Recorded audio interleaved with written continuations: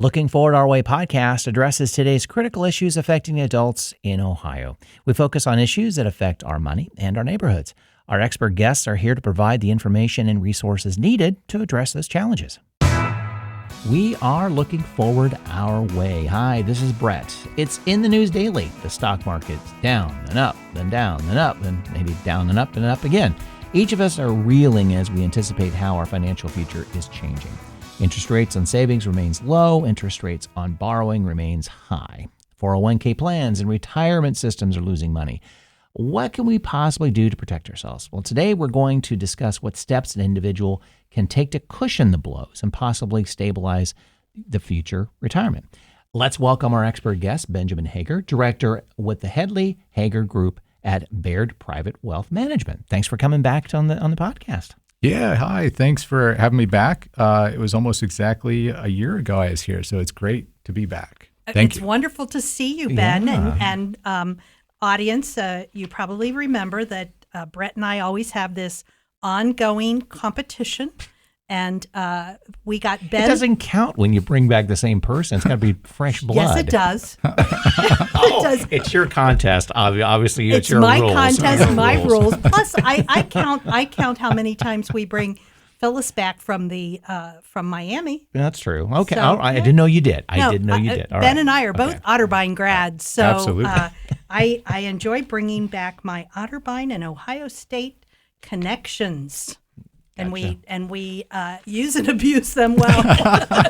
True. That's what I'm here for. Good point. There you go. Good So, point. okay. So, Ben, heads are spinning. We're all looking, I have a lot of people saying I don't dare look at my financial reports because I just don't want to know how bad it is. Mm-hmm. But we are going to provide some very interesting and wise tips that people can do to smooth their financial paths. Before we do any of that, we always ask our guests, tell us about you and how you walked into this incredible career.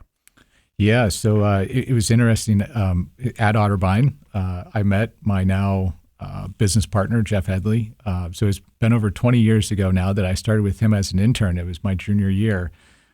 So that was in 2005.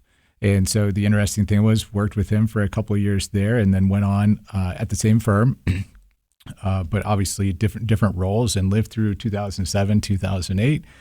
So I've been through a lot of these roller coasters over the years and seen the evolution of making your way through these unknown events. And I'd say the one truth that has continued to evolve in my career as far as how I feel about what it is I do, when you first get in and you're coming out of the book stage of getting into this career, you feel like everything should be black and white and 1 + 1 = 2. And quickly you learn that is not even close to the reality of this situation. And so, as time has continued to pass on, my desire to educate, my desire to be a guide for people and really just trying to make an impact is what drives me to do this every day. It was probably a couple of Sundays back, and there could be some delay in this recording, but a couple of Sundays back from now, I had a call. It was a Sunday night at 8 p.m. and I was on a conference call, and my wife, we've been together for almost 16 years. She said, in 16 years, I haven't seen you take a call at 8 p.m. on a Sunday. I said, well, it maybe speaks a little bit to the environment we're in at the moment, not to, sensationalize it, but times, come and change, right? But it's that desire to show up and make an impact and guide and help people over time that just, it's what keeps you going. It fuels the fire, right? It gives me a lot of meaning in what I'm doing. And I think the message that we've got today really is the more information you have and the better planning that you do, the less of a blow you're going to have. Absolutely. And as you mentioned, many of us have been through 2 recessions at least in the market, and we've seen those 401ks become 201ks, and then they suddenly are, bursting at the seams and things are going well. So, but I think that Brett and I have learned in all of the different topics that we cover that the one thing that we have to our advantage is a lot of information, resources, and experts in our community that can help us. And so the trick is to utilize those resources, experts, that knowledge as much as you can. Right. Absolutely. We talk a lot about, many years ago, our industry, the financial industry, was here to provide information to people. Now it feels like our job every day is to filter through the information because we're hit with so much information on our phones, TV, everywhere. It's like, good Lordy, how do we, keep up with this? And what am I supposed to listen to? Because for every, piece of information that says do this, I'm going to find 10 other pieces that say do that. Right. So it's, it is and again, I think that's where it comes back to me. Those are the things that keep us going. Right. Thank you. Yeah. Well, regardless of the situation, we've talked about this before when you were here. A financial plan. Mm-hmm. It's essential. We're never too old. We're never too young to create that plan and begin to save. Doesn't a plan really outline the best methods for savings, really? I mean, given our own personal situation, I think we really have to keep that phrase in mind too, a personal situation. I mean, how do you start with this process with your clients and refine those saving strategies that's going to work for them over time? Yeah, I think first of all, each family's situation is going to be different. Obviously, income levels, how they're impacted by tax, what their goals are, and what their lifestyle looks like. I'll tell people all the time when I sit down with a family for the first time and they share kind of where they're at and what's going on, we'll get to the end of the conversation and they'll say, so do you think I'm going to be okay? It's like, I can't tell you today. I got to do more work. You simply telling me how much money you make or how much you saved is not the entire story. I'll tell people all the time, we might work with a family that has $10 million and I'm worried about them every day. And then I might work with someone who has, $300,000 and I'm not worried about them at all, one bit. And so it's more about what does that end destination look like that really drives a lot of those discussions ultimately. So yeah, every situation is going to be entirely different as far as driving what that savings method looks like. What makes sense for one person isn't going to make sense for the next. So what that really looks like and how we start that process with our clients in building that saving strategy for them, it's really getting to know the person. There's a lot of science behind that relationship and how financial decisions are shaped. I heard at one point, I'm sure the science kind of changes and shifts a little bit depending on who you're reading, who's done the research, but somewhere between like age 7 and 10 is some of the most formational years that impacts how you make financial decisions. So what you saw when basically my kids' age right now is what's going to shape their financial decisions in their life. So you might find someone who's extremely successful at this point of their career, but maybe their upbringing was kind of tough. Well, the way that they're going to make decisions and how they feel about money is going to be far different than the next person that on paper looks identical, right? Mm-hmm. Right. So I can't do my job. In our opinion, we can't do our job effectively unless really we learn about that person. We learn what that history looks like for them. And really a lot of that, we believe the beginning is rooted in their values as a person and their purpose. And the reason we say it is because generally a goal is a financial outcome, right? You're saying, I'm trying to save up X, but it's kind of, then the question needs to be to what end, right? So, we do need to establish what that end destination is, but also that values and the purpose are the why behind that end destination. And the reason we spend so much time on that is much like anything that you're doing or a goal you're pursuing, you have to be able to come back to what's your why. Because for sure along the way, and we're going to talk about this here soon, but for sure along the way, you're going to encounter some life changes that are going to maybe make you question, is that the right goal for me still? That goal might shift or change a little bit as life circumstances change, but usually your values as a person are not changing. What is most important to you, your why, isn't changing. And so we spend a lot of time up front anchoring that because that will get us through some rough days and some storms, kind of like we're going through right now. Right. Well, and with trying to say this maybe softly, it's really, we are talking a lot about savings, but that whole notion of the why and your values, also it's how much you spend. Absolutely. And so the $300,000 family who doesn't spend frivolously is in good stead, where the $10 million family who has 5 houses and a boat or a yacht or something, are going to could be in trouble. Absolutely. And so it really is that bigger picture. when I first got a financial planner, we didn't talk about what I was saving.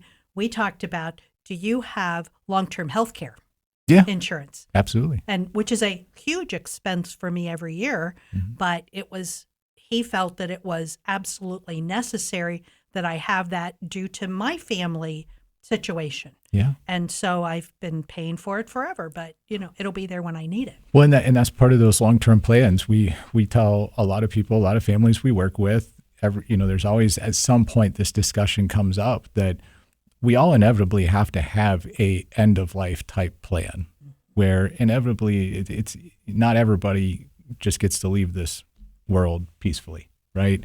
And sometimes that's drawn out and those long-term healthcare discussions come up and not every time is it an insurance solution, but what we tell everyone is at the bare minimum, you have to have a plan. Everybody's plan is going to look different, but what is our plan? Because the last thing you want to do when you face that scenario is, what do I do now? Mm-hmm. Like, oh gosh, what do I do now? And a lot of times where this comes up with us, with the families we work with, is it's mom or it's dad needs help. And the kids are coming to us and saying, what do we do now? And it's like, oh boy, that's little late, late. But never completely too late. Right. So this goes kind of into my next question. Mm-hmm. When you're looking at a plan, it's really not just retirement for 20, 30, 40 years down the line. We also need to look at what do we need today to pay our bills? What do we need tomorrow when we need a new furnace or a new refrigerator? And then what do we need for those retirement years when we are not able to work every day? How can we possibly project today's needs, what we need decades from now, and when we're going to be able to afford to take vacation? I'll be honest with you, that it's really tough. And I, and again, this has been I would say a maturing and aging process on my part, is understanding as I've grown up, I've had a family, is how I'm talking with families about the planning that we're doing and understanding that there needs to be a balance in everything. What good is it for me to sit here and tell you need to max out your retirement plans and you need to do this and this and this for this goal that's 20, 30 plus years away, when at the same time, either you're just not taking vacations because you can't, because I'm telling you need to save all this money. Well, that's tough to keep going to work every day and keep committing to this saving strategies when there's nothing that you can really look to as far as joy in life, right? So we talk a lot about what's the balance, what are the rewards? You're doing hard work, what are the rewards, and how do we balance that with the work that we need to do, right? Right. So that for sure is a part of that. But I would even say that your question, Carol, really reminds me of it's like our family road trip. We just got back from spring break and we went down to Destin for a few days, and it's never so much the trip there, it's the trip back home. Right? That's the tough part, right? And, why that reminds me of this is you are sure to encounter detours along the trip, right? That is part of planning. You need to plan for the fact that's going to happen. We thought we'd make it home in 12 hours. Instead, we made it home in 15 hours. But you know what? The reality is when we hit hour 12 or 13, we couldn't just pack it up and say, well, we're done. We still had to get home, right? Kids had to go to school and I had to go to work. Kids had to go to school and I had to go to work. Absolutely. So, you got to power through that. And what's that plan look like? How do we continue to muster through? Well, our plan was throw more chips and snacks at the kids and say, we're going, right? That was our plan. But you have to have a plan of how do you keep making it through this? And, I do believe that that's where the reality is life is a journey and it's sure to be riddled with detours along the way, just like a good road trip with your family. So I think those things have to be understood. Now, as far as dealing with today, again, I think that's where a good plan is built to account for today. Because again, what good is it if you're making mistakes along the way today because you're just focused on the future?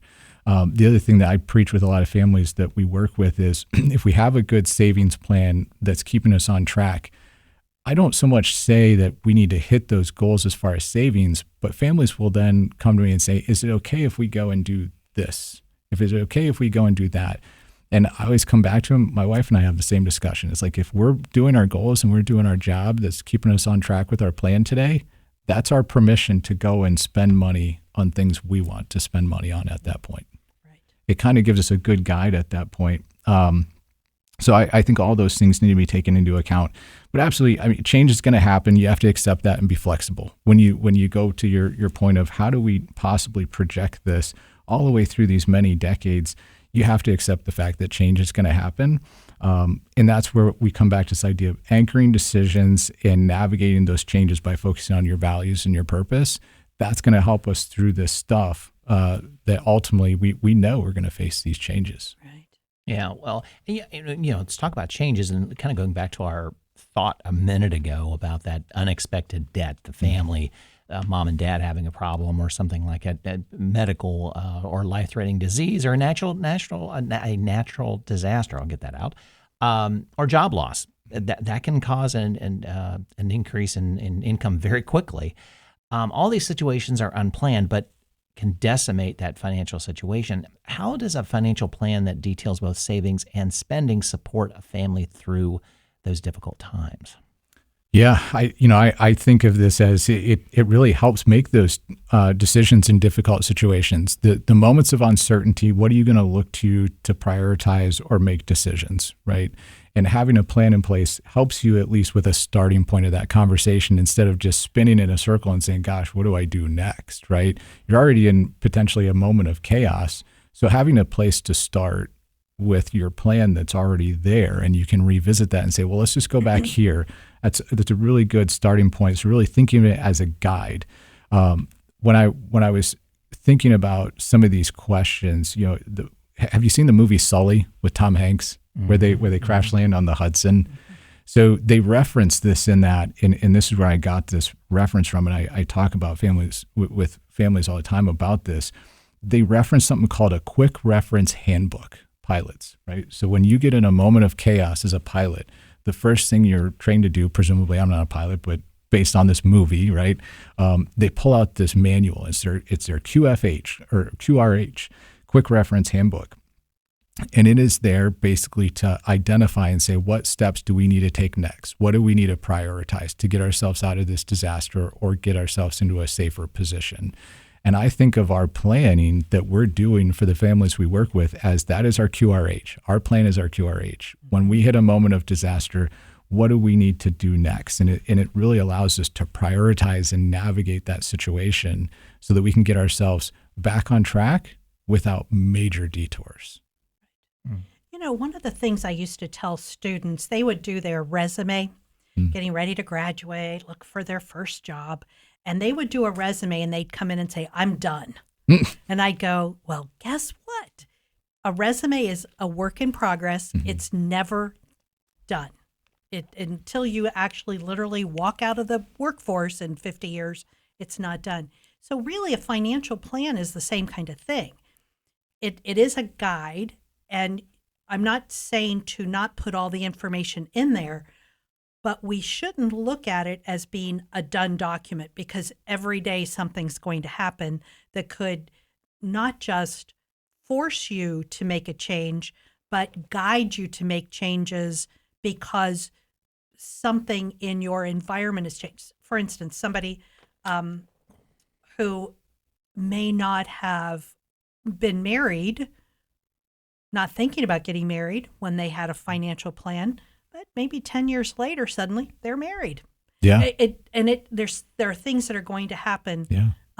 So I think that people don't do a plan because they're afraid that it's a done document. Yeah. It's probably the worst thing that could happen. And I hope we don't go that direction as an entire financial planning industry, if you will, of making it feel like a plan is a commodity. It's a thing, and that you buy this and then it's done. That I don't think that's going to serve anybody purpose. Honestly, and I share this with families when we're working with them, if I could keep the watermark of draft on every plan I did, I would, because we are constantly in a state of draft with our plans. And back to your point, Carol, I mean, I tell everyone I've always, I feel like I do a nice job at planning. I've always been a planner, but even I can't plan everything that happens in my life. I had no idea we were going to have twins. Right. Surprise. Yeah, right. Yeah. No one gives you that option to check that box at the hospital, Yes. unbeknownst to me. So. Yes. Talk about no time to save for the second kid going to college. No, it's here. It's here and it's happening. So here we go, right? Yeah. Very true. So, we keep talking about putting this plan together, and needless to say, we've all need to take a look at our plans with all the shifts in the market today. Are there steps that we should have already taken or can take to protect our financial situation when these drastic shifts happen? I guess I'm looking for maybe more specific ideas. Mm-hmm. We're already in the midst of this turmoil. What do we do? Yeah.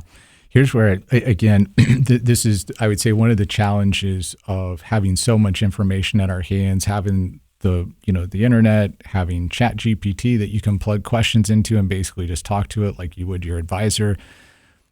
My biggest concern about this evolution is ChatGPT doesn't know you, and you can feed it more information about what about if I am this, what about if I am that, but it's still not going to know your personality traits, how you handle things emotionally, etc. So I come back to the idea that there's going to be some basics, but I also think it's very important to understand that a lot of this is going to be dependent on who that person is. Goes back to even some of those early in life impacts that come around to how you make decisions on your financial situation, right? So I would even just break it simply apart for the conversation today. I'd break it simply into two major buckets of saying, are you like early in your career or into like the mid, kind of the meat of your career? Or are you in the late part of your career transitioning into retirement or kind of into those golden years, right? So I would think of it into those two major buckets when thinking about what do you do when an environment like this comes up? And the reason I say it is because if you're in your career, and I didn't come up with this. It's like all things, there's no original ideas out there. But I read this the other day when going over some of the changes happening, and they said, today's crisis can become tomorrow's opportunity. And where I saw someone expand on that idea is they said, if you gave someone, let's say in the middle of their career, they're earning, they're taking care of their family, they feel pretty comfortable, but you do hit this moment of kind of chaos or uncertainty in a market, and you have some drops in your 401ks, et cetera. And they said, if you gave that person $10,000 and pointed on a long-term market chart and said, where would you want to invest this $10,000? You know where almost everybody's going to point? They're probably going to point to like a time like 2008 or 2000, where you saw the market drop precipitously, but then you saw the outcome afterwards, which was this huge recovery, right? And that's what I mean by today's crisis is tomorrow's opportunity. And so I think it's really putting these things into perspective and understanding where you're at in your career and what's the significance of this, quote unquote, today's crisis that we're going through, and how is this going to impact you, and what can you do to turn this into a positive? So I think that, for those people that are in that part of their career, absolutely, it feels horrible, but how can we turn this into a positive? How do we find our way out of this? The conversation's a lot different, and we work with a lot of multi-generation families. And I'll go from talking with the child of one family to talking to the parents on, an hour later or the next day. And I'll tell them, the conversation I'm having with you, if you go to say, oh, I talked to Ben on the phone today, here's what he said. Well, your mom and dad are probably going to hear different guidance from me, right? And again, it's because their situation is different. So, that focus of late career and retirement, the conversation changes from an opportunity to we are really worried about how are we going to cover income replacement. And so Dominic on our team, Dominic Monk and myself, we do a lot of the day-to-day planning with the families, especially for those in retirement. How are we covering this income? And we talk about it as far as building moats around the castle. The castle is your home, right? The castle is your income, your protection, that value of wanting to feel financially secure. How do we build moats around that? And it's things like cash and these safer vehicles, right, that you don't expect to see much volatility out of.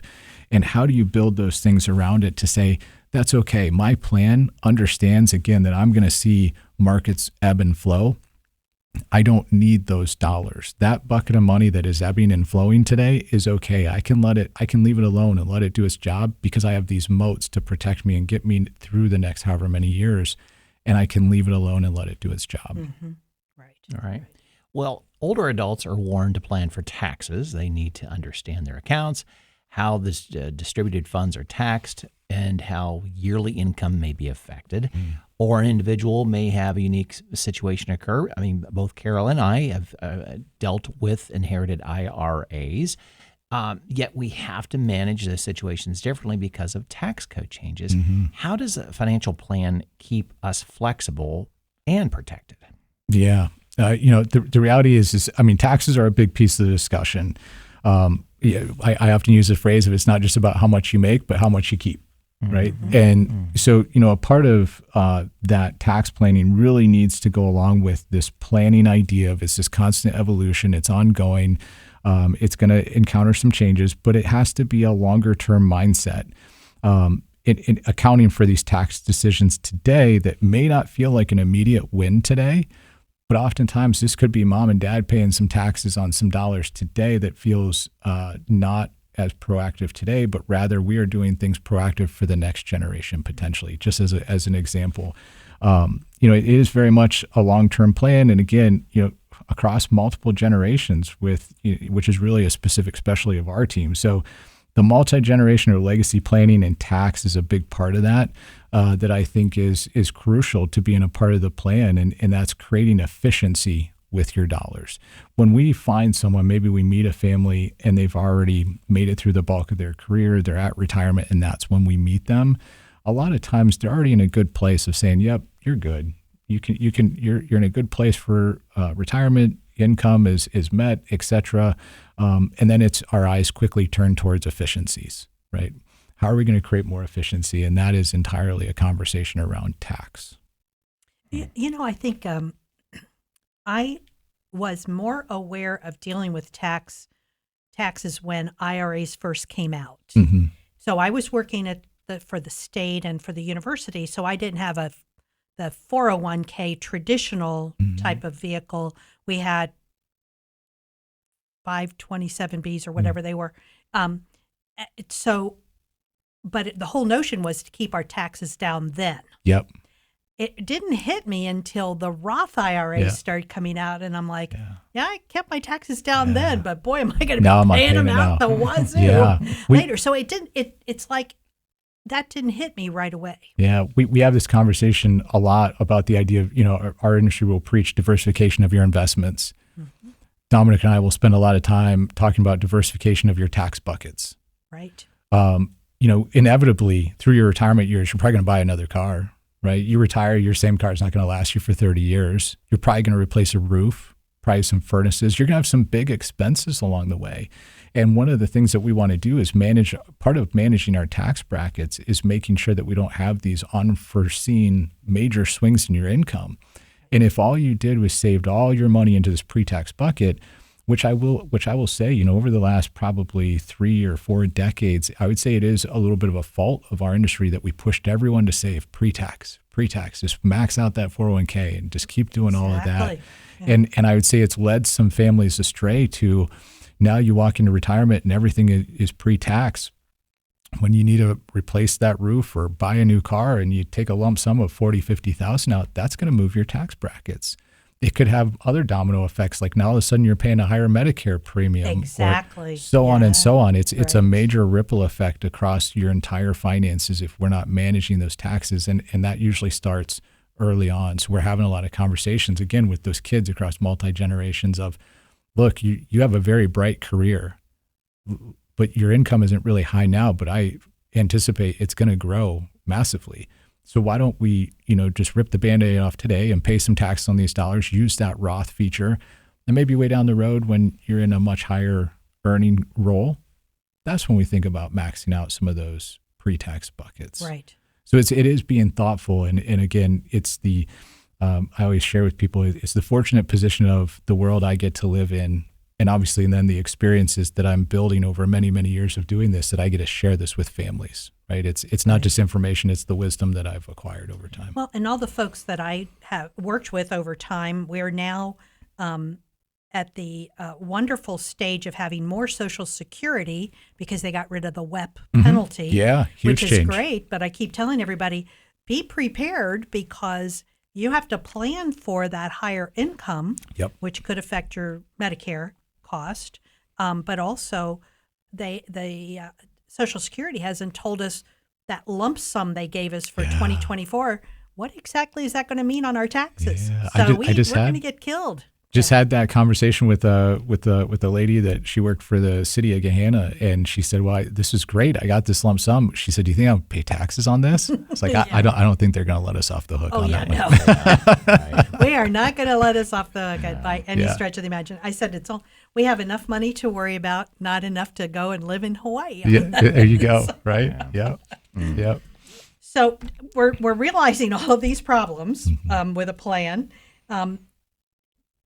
How do we go about making changes without overcorrecting, which I think so far the news is saying people aren't panicking and dropping completely out of the market, but there are possible situations in which people overcorrect and try to beat the market, which is almost impossible. Mm-hmm. So much is unknown. How do we hedge our bets? Yeah. Not to keep coming back to the same idea, but I think this is really where our specific process of focusing on those values and purpose. A story I like to share with people is maybe along the way you had a conversation of, I really want to, let's say, buy a vacation home. And there's a strong why behind it. It's to spend time with my family. I did this growing up. I built a lot of memories. I want to do the same thing, right? And maybe that's a goal. And because of that, you're making certain financial decisions. And then something comes up and it changes along the way. How do you pivot? Well, if we really understood that your values of family first and your purpose of I want to build memories with my family, if we didn't understand that is at the heart of you wanting to buy this vacation home, could we necessarily be in a position to advise and pivot that conversation to, well, maybe we don't buy that place, but can we rent a place and still build those same memories and go back to the same place many, many times?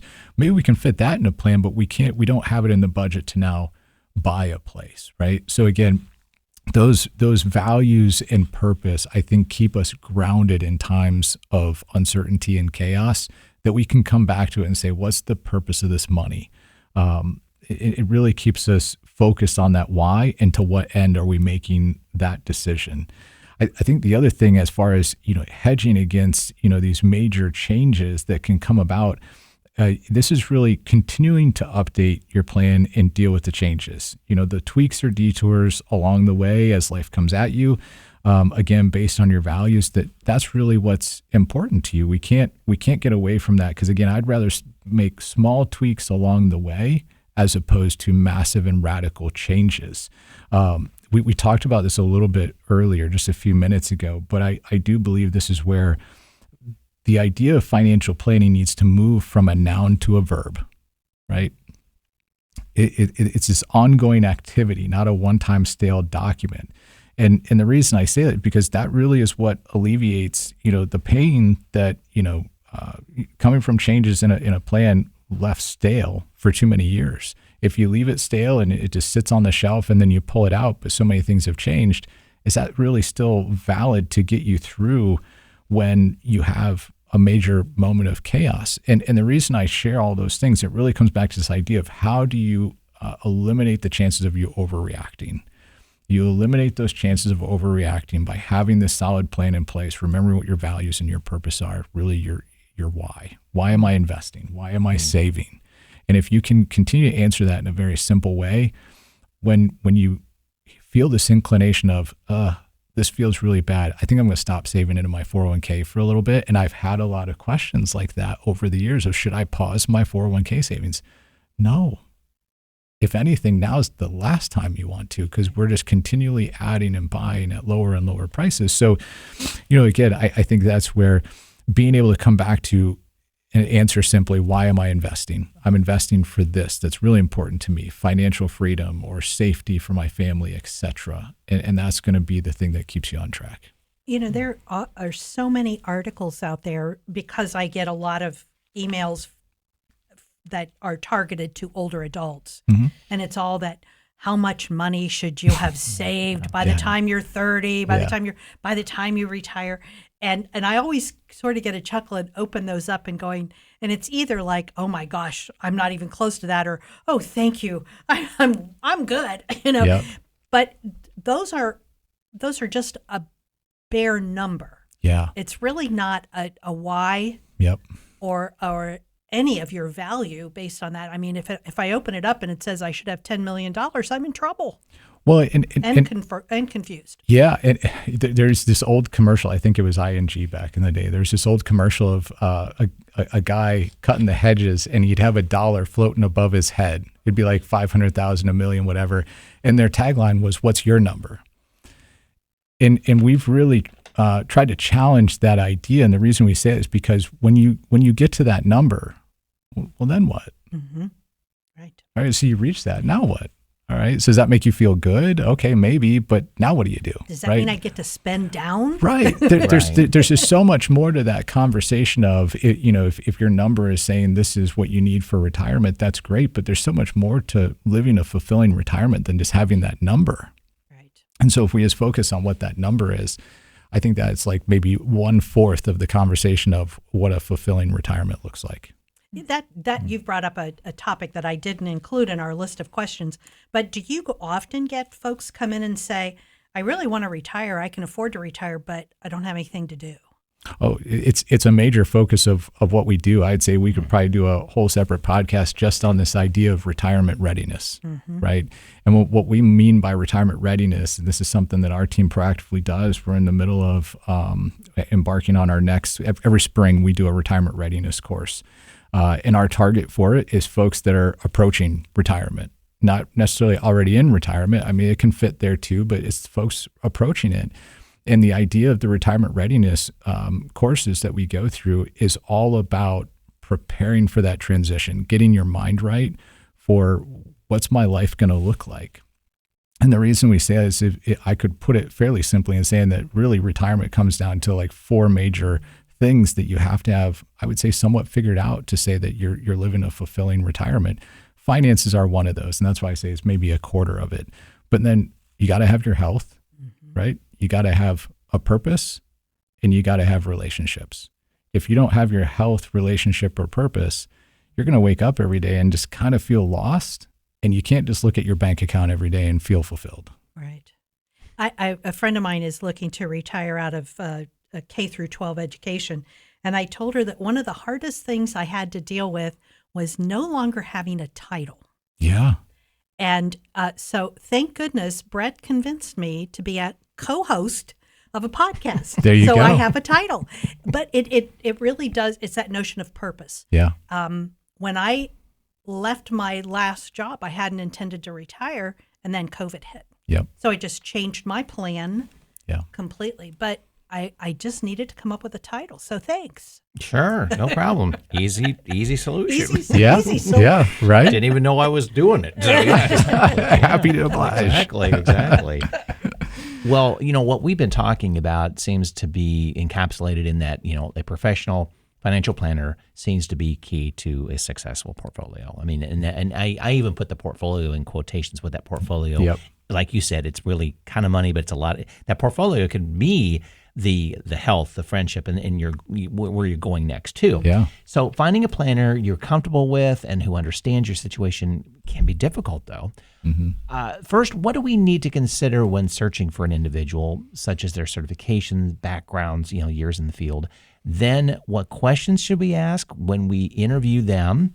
And then, most importantly, how much weight do we give to the advice we receive from our friends and family on their financial planner? Like, hey, my neighbor Joe, I got to talk to him. Yeah, Yep. he's the dude, Yep. that sort of thing. Yep. How do we balance all this out? Yeah, great questions. I think some of the basics you pointed out, look for certifications. And it's not so much that I wouldn't even necessarily say that means someone is very well equipped to help you. I would say more than anything to me, because I've met folks with a CFP, which I have, a certified financial planner, and there's a varying degree of skill sets. You could boil that down to saying you figured out how to pass a test, right? Well, and you could go to the point like you're just making. You could put a doctor before your name. That doesn't mean you're a good doctor. 100%. And absolutely. And so that's where I'd say more than anything, if you see that certification, don't put too much weight on it. But what you can put on that is saying that they're committed to further education and refining their craft. I think that's what I get out of seeing someone that has accreditations after their last name. Is it true that there was a change a few years ago in financial planners in terms of who they're responsible to? Mm-hmm. And isn't that a different certification than someone who's more like a broker? Yeah, so that comes down to this word fiduciary. Right. Being a fiduciary, and that comes in a lot of different ways in our industry. So that's, I would say, a different topic, but that comes in a lot of different ways. But as a certified financial planner, you walk around with the hat of being a fiduciary, meaning that you put your client's interest ahead of your own, essentially, right? But it comes with a whole litany of things after that are kind of, I would say, the certified financial planner credo, right? Mm-hmm. Of what we need to follow to really provide that good experience. But again, I think that credentials are good, but again, to me, it just tells me that they're committed to trying to further their education and be better at what they do.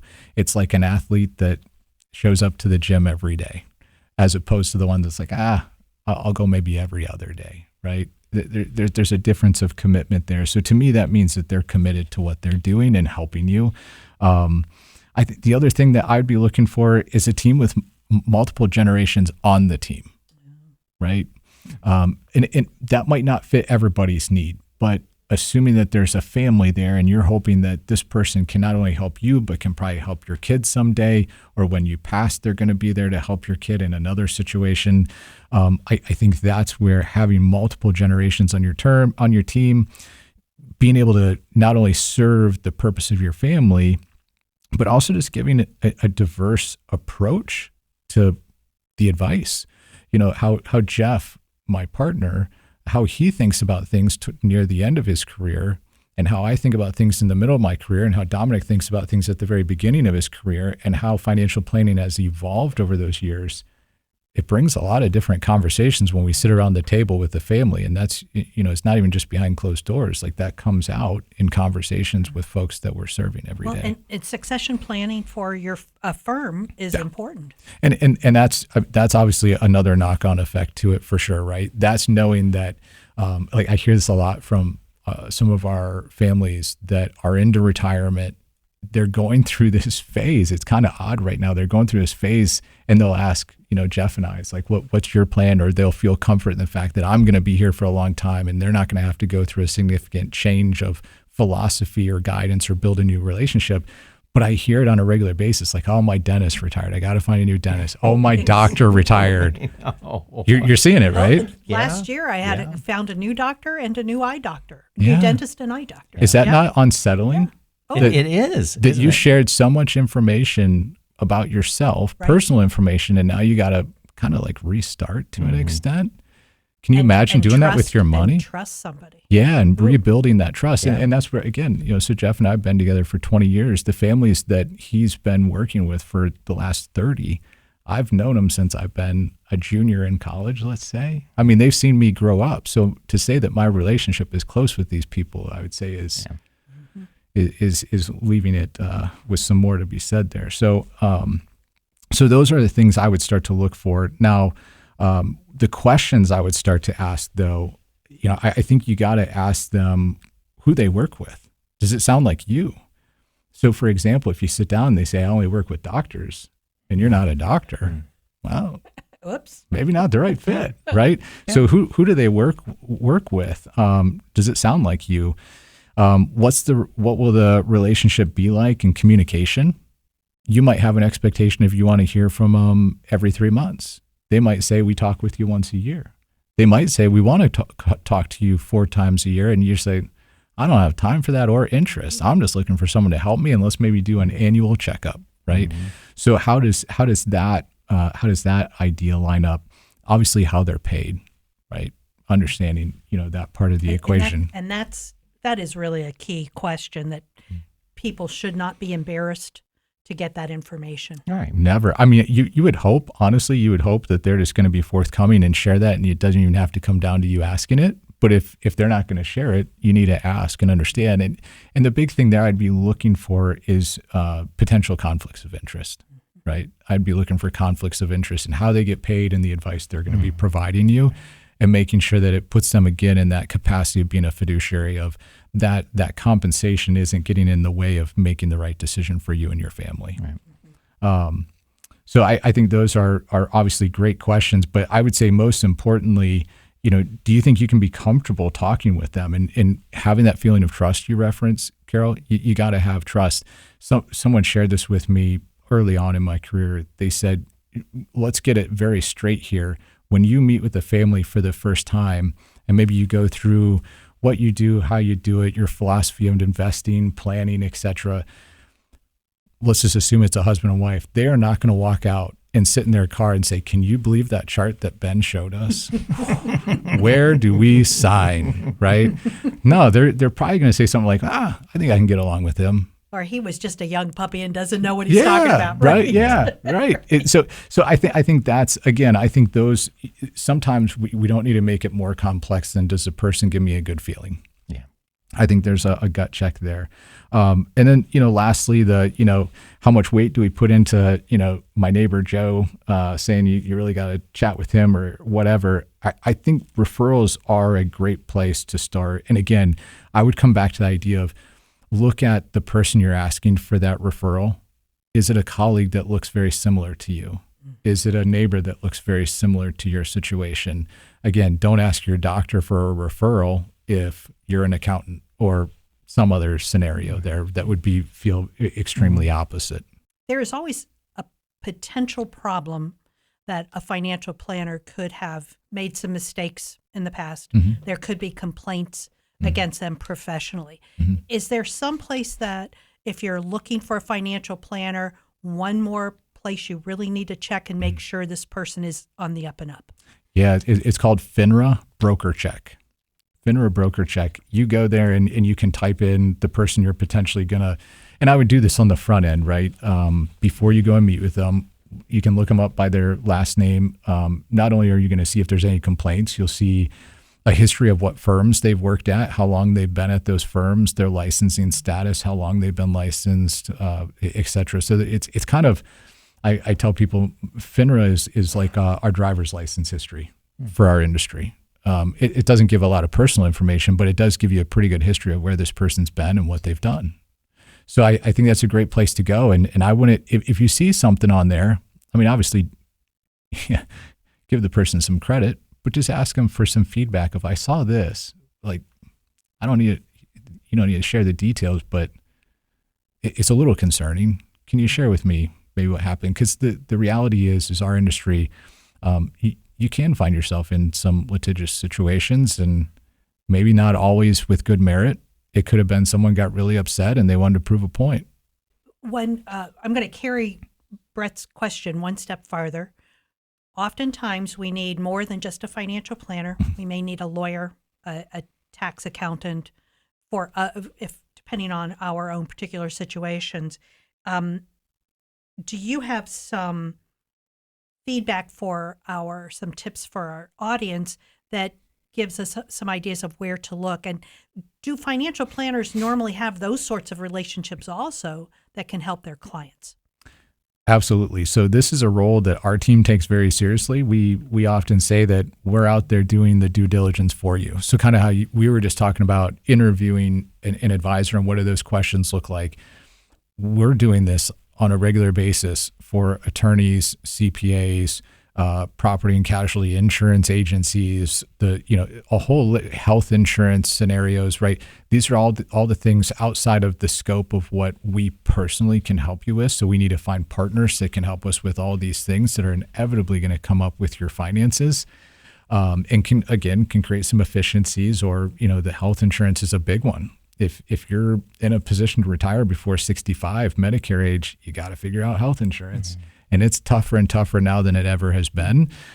So we need an expert in that field. So, that is again, big role that we take seriously in doing our due diligence to kind of have an inventory of folks that we can pull on in those different categories. So I would also take that as one step further and saying that if we don't make the introduction, if someone comes to us and asks us for that referral, if we don't make the introduction, we're constantly asking, who is it that you're working with? And we want to build that relationship, because in our minds, the best scenario for a family that we're working with is they are in the middle and they are surrounded by a team of professionals.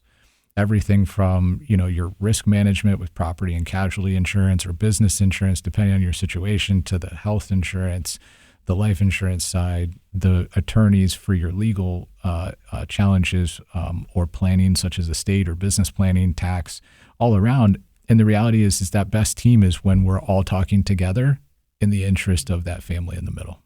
Well, thank you for joining us. It's been great discussion. And it's Carol and I have always mentioned every episode we learn something, and hopefully we know the audience is as well too, though. But at the same time, when we end, we always ask our guests if they have any last words of wisdom, suggestions, resources, or advice that you'd like to add that maybe we didn't touch on, or you want to reinforce. Yeah. So the one thing I'd say, just again, because of the environment we're in now, and assuming as this comes out, we're probably still feeling some of this scenario as well. When uncertainty is rampant, it doesn't always necessitate change. And sometimes, I believe, actively making a decision to do nothing is still a decision, right? So I think that's something that people should keep in mind, because sometimes acting with some kind of knee-jerk reaction of feeling like you need to do something because things are changing, that's not always the best idea. Now, obviously, you got to be careful to not bury your head in the sand and not make a decision because you don't want to. Again, it's about actively saying, I don't need to change anything here, and feel comfortable in the fact that that's okay, right? So I would say that's one major thing that I would share with folks. The only other thing I would share just when it comes to resources is obviously, in the resources from the podcast here is, following us on Facebook, LinkedIn, our website. We regularly put out a lot of resources. We have recordings with me and Jeff and Dominic, our life planning coaches, a lot of resources out there. And it covers a broad set of topics. And I would say everything that we are aiming at is all about living a fulfilling life. That's what we're trying to aim at every day, and trying to answer those questions of, am I going to be okay? And how can I optimize my situation here? I'm looking to improve my situation. How do I do it? Wonderful. Yeah. Thank you so much, Ben. This is wonderful to see you again. Oh, yes. Oh, my gosh. And as Brett said, I always think I know a lot about financial planning, but always you're bringing us something new, some new ideas, and some calmness to the situation, which we all need to take advantage of at this point. Yeah, so many thanks to our guest expert today. Benjamin Hoeger is the director of the Hedley Hoeger Group at Baird Private Wealth Management, joining us and giving us such a wonderful opportunity here to learn more. Listeners, thank you for joining us. Don't forget to check our show notes on the website for contact information and resources that we've discussed today. We'll have them ready for you at our website on lookingforwardourway.com. And we're looking forward to hearing your feedback on this and all of our podcast episodes. The views and opinions expressed by the experts interviewed on this podcast are their own, and don't necessarily reflect the views of the podcast hosts or any affiliated organizations. The information provided in these interviews is for general informational purposes only and should not be considered as professional advice. Listeners are encouraged to consult with qualified professionals for specific advice or information related to their individual circumstances. The podcast host and producers don't endorse or guarantee the accuracy, completeness, or reliability of any information provided by the experts interviewed. Listener discretion is advised.